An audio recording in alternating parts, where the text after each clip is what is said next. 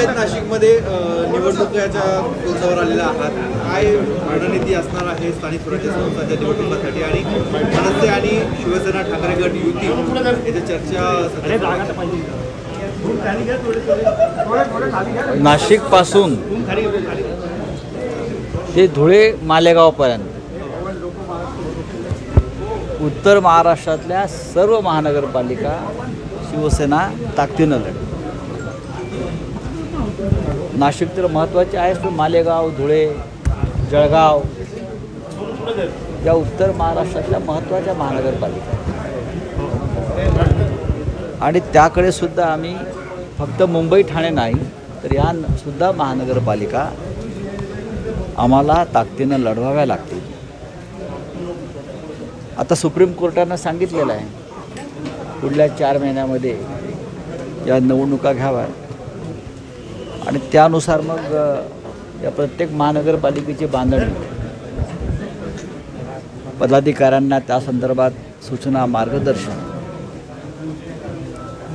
त्या सुरू आहेत. ते आपण पाहिलं असेल की नाशिकला मोठं शिबिर झालं.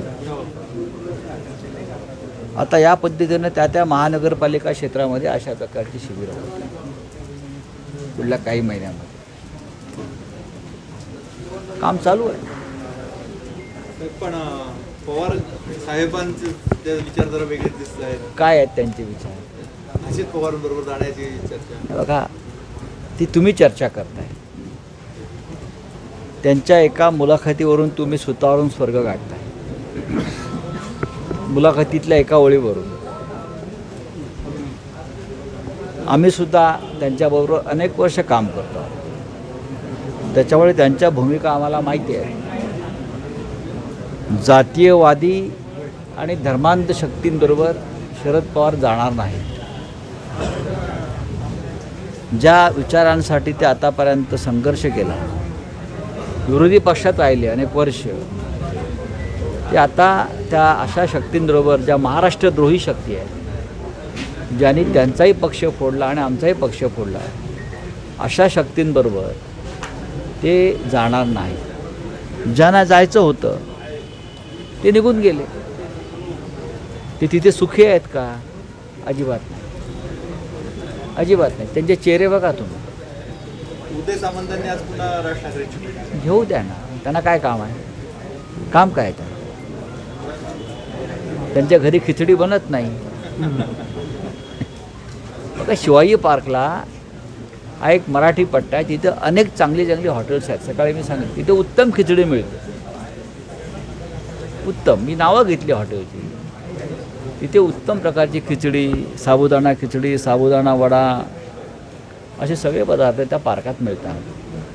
लोक तिथे सकाळी फिरायला येतात. तसे उदय सामंत येत असतील फिरायला, येऊ द्या ना. आणि कोणी कोणाकडे जाण्यावरती बंधन आहेत का या लोकशाहीमध्ये? नाही, अजिबात नाही. पण एक लक्षात घ्या, हे छुपं राजकारण जे चाललेलं आहे याच्यातच त्यांचा पराभव दिसून येतो. तुम्ही भारतीय जनता पक्षाबरोबर आहात, तुम्ही अजित पवारबरोबर आहात आणि तुम्ही अन्य पक्षाबरोबर सुद्धा संधान जुळवता. नक्की तुम्ही कोणाबरोबर आहात? मुळात तुमचं अस्तित्व काय आहे हे यातून दिसतं आहे. आता यापुढे तुमच्या पक्षाचे निशाणे तुम्ही साबुदाणा खिचडी ठेवा.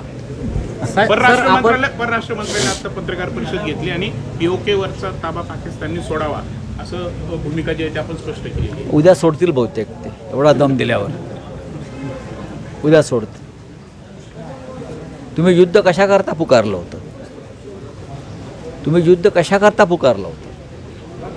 खरं म्हणजे भारतीय सैन्यानं पुढल्या 4 दिवसामध्ये अजून 4 दिवस त्यांना मिळाले असते भारतीय सैन्याला, तिन्ही सेना दलाच्या, तर POK काय लाहोर आणि कराची पण घेतला असतं. पण सरकारनं कच खाल्ली ट्रम्पच्या दबावापुढे. POK मागताना तुम्ही ट्रम्पला विचारलंय का? ट्रम्पचं ट्विट आम्हाला पाहावं लागेल यापुढलं काय आहे ते. सर, आपण तिरंगा यात्रा काढून चालणार नाही. त्यांना ट्रम्पचा झेंडा हातामध्ये घ्यावा लागेल, अमेरिकेचा. त्यांनी तिरंग्याचा अपमान केला आहे. भारतीय जनता पक्षानं डोनाल्ड ट्रम्प पुढे शरणागती पत्करली. त्याच्यामुळे त्यांना आता यापुढे गावागावात डोनाल्ड जत्रा भरवाव्या लागतील. गावागावात डोनाल्ड जत्रा काय, आम्ही या डोनाल्ड जत्रेला चाललो आहे आणि अमेरिकेचा झेंडा घेऊन त्यांना फिरावं लागेल. सर, आपण नाशिकला आलात, आपल्या स्वागताचं बॅनर लागले, आमचा नेतोय गद्दारांचा हिशोब घ्यायला. घेणार ना, का नाही घेणार. नेमकं कशा पद्धतीने? आमच्या अभय हिरेंनी लावलेलं आहे, आमच्या अद्वैत हिरे यांनी ते बॅनर लावलं, बघितलं मी आत्ता. गद्दारांचा समाचार आम्ही घेणारच, चालूच आहे. आणि यांची काय ताकद आणि काय हिंमत आहे हे ज्या पद्धतीने ट्रम्प पुढे झुकले, ट्रम्प पुढे झुकणारे यांचे नेते आहेत बरं का. ट्रम्प पुढे झुकणारे यांचे नेते आहेत मिंदे आणि अजित पवारांचे.